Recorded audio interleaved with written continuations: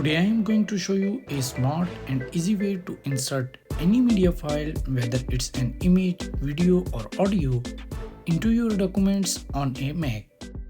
Let's say you want to insert a picture into your document. Most people usually click on Media, then choose Photos to select an image from the Photos library, or click Choose to browse files on their computer. That method works fine if all the media files are stored in one folder. But what if your files are scattered across different locations? Well, no problem.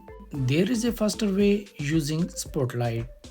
Just press Command plus Spacebar to open Spotlight. Then type the name of the media file you are looking for. Once it appears in the search results, drag and drop it directly into your document. And that's it. The media will be inserted exactly where you want it. Now you can move it around or use the format options to align, resize or wrap text around it.